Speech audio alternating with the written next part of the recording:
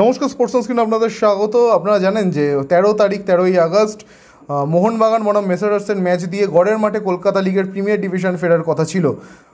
কিন্তু কথা থাকলেও ম্যাচ এখনই কিন্তু ফিরছে না গড়ের মাঠে, অর্থাৎ প্রিমিয়ার ডিভিশনের খেলা কিন্তু ঘেরা মাঠে ফিরছে না।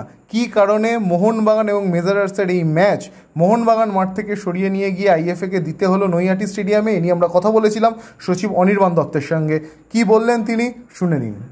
আমাদের সঙ্গে এই মুহূর্তে রয়েছেন আইএফএ সচিব অনির্বাণ দত্ত। জয়দা, আপনাকে স্পোর্টস স্ক্রিনে স্বাগত।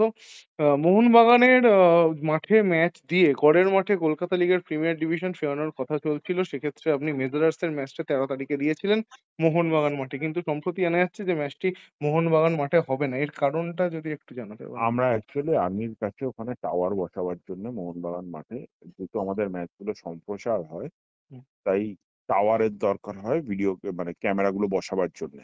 আমরা পারমিশন চেয়ে চিঠি দিয়েছিলাম আর্মির কাছে, তার পারমিশন এখন অবধি আমরা পাইনি। যেহেতু শেষ মুহূর্তে এসে গেছে, সেই জন্য আমরা বাধ্য হয়ে ম্যাচটা সরিয়ে নৈহাটি মাঠে নিয়ে গেছি, কারণ ওখানে আমাদের সব ব্যবস্থাপনা আছে। তবে পরবর্তীকালে কি মানে গড়ের মাঠে ম্যাচ ফেরানো হতে পারে? কারণ আপনারা যেহেতু চিঠি দিয়েছেন, সেক্ষেত্রে নিশ্চিতভাবে এর ফলো আপ থাকবে। তো এই ম্যাচটা হয়তো হলো না, কিন্তু আমরা পরবর্তীতে। পারমিশন পেয়ে গেলেই দেবো। আচ্ছা, ধন্যবাদ।